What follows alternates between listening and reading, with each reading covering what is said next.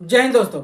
राम राम सभी भाइयों को। मैं आपका भाई पवन हिंदू एक बार फिर से आप सभी का स्वागत है हमारे इस नए वीडियो में। आज हम लोग बात करने वाले हैं भोजपुरी इंडस्ट्री का ट्रेंडिंग स्टार कहे जाने वाले खेसारी लाल यादव जी को लेकर के। जी हाँ मेरे भाई, खेसारी लाल यादव जी शुभंकर मिश्रा जी को एक ऐसा इंटरव्यू देते हैं जिसके बाद मेरे भाई भोजपुरी इंडस्ट्री में आग लग गई है।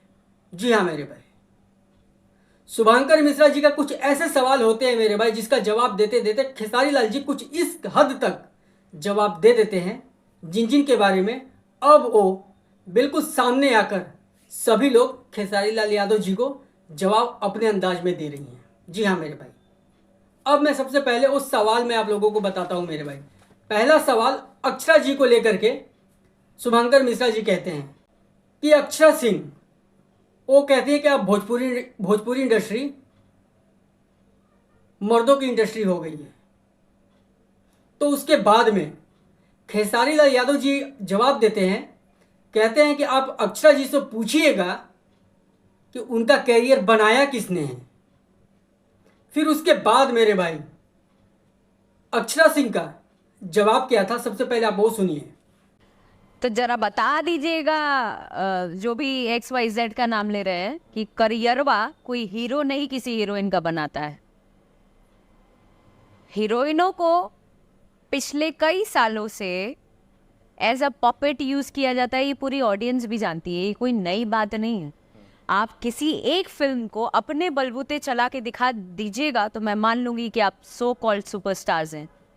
कोई भी आप अपने महिला प्रधान फिल्में बनती हैं, सोलो हीरोइन फिल्म लेके चली जाती है, लेकिन कभी आपने सुना है कि भोजपुरी इंडस्ट्री में एक मेल ओरिएंटेड फिल्म बनी हो और बिना हीरोइन के इन लोगों ने चला लिया हो? नहीं, मतलब तो देखिए, अगर आप कंपैरिजन करेंगे तो दोनों एक दूसरे के पूरक हैं।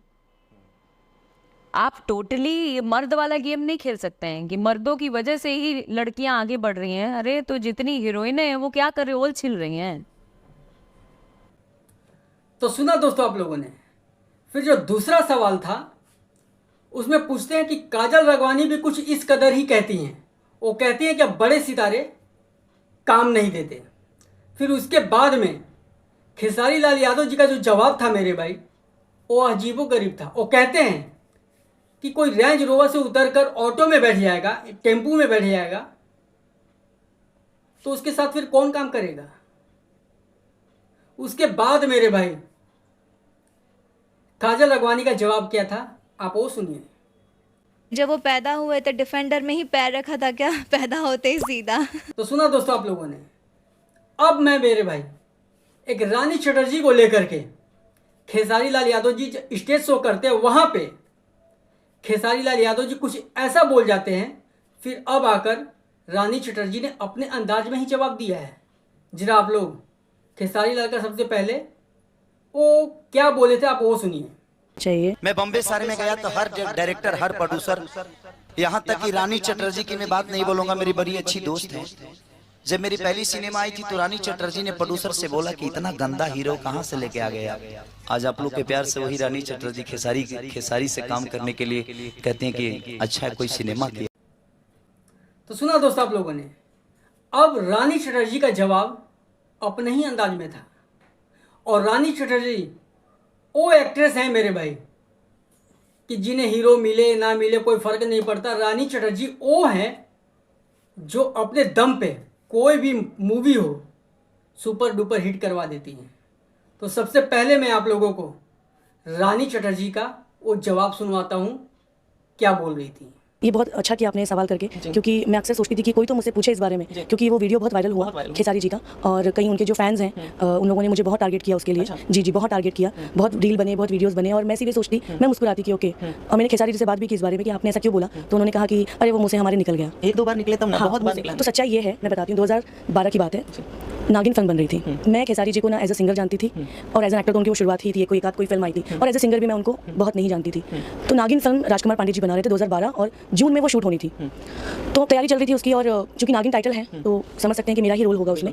उसमें हीरो का रोल बहुत कम था, तो राज जी ने कहा कि राजकुमार सर ने कि किसको हीरो रखा जाए, सोच रहा हूँ कोई नया ही हीरो हो क्योंकि रोल भी बहुत कम है। मैंने कहा सर आपको जो बेटर लगे आप रखिए। फिर उन्होंने बात की, बंगाल के एक एक्टर हैं जीत, आप लोग अगर बंगाली फिल्में देखते होंगे तो जीत बहुत बड़े स्टार है वहाँ के। तो उन्होंने बात की जीत से कि ऐसी सी फिल्में और 10-12 दिन के ही डेट्स चाहिए।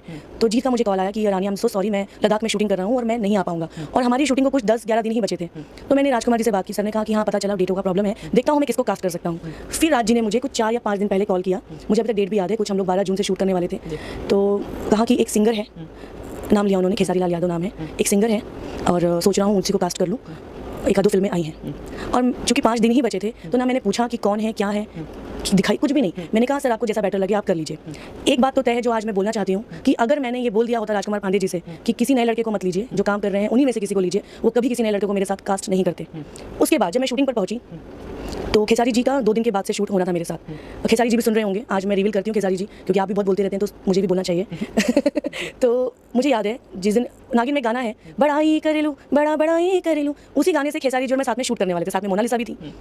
वही पहला दिन मैं खेसारी जी से मिली हूँ, और जैसे मैं तो नए एक्टरों के साथ फिल्में करती ही थी तो वैसे ही अच्छे से हेलो हाय राजकुमार जी ने मिलाया, मैं मोनालिसा उनसे मिले और खेसारी जी के ये शब्द थे, रात भर मैं सो नहीं पाया हूँ कि सवेरे रानी चटर्जी और मोनालिसा के साथ शूटिंग करनी है। तो हम दोनों ने कहा अरे कोई बात नहीं, आप बहुत अच्छे से कर लेंगे, टेंशन की क्या बात है। तो ये है स्टोरी नागिन फिल्म की, और खेसारी जी ने, उनको बोलने की बहुत आदत है, वो बोलते रहते हैं, बट ये तो तय है कि अगर मैंने ऑब्जेक्शन लिया होता तो खेसारी जी नागिन में कभी कास्ट नहीं हो पाते मेरे साथ। अगर ऑब्जेक्शन लिया होता तो उनका जो उन्होंने एक स्टेज पे कहा है वो झूठ है। तो सुना दोस्तों आप लोगों ने, अब आप लोग अपनी राय कमेंट करके ज़रूर बताइएगा। और सच बोलूँ तो मेरे भाई, अहंकार बहुत ही गंदी चीज़ है और कब किसे नीचे गिरा दे कोई कहा नहीं जा सकता। इसलिए अहंकार करना नहीं चाहिए। अगर अहंकार है तो उसे निकाल कर फेंक दो। जय हिंद, जय श्री राम।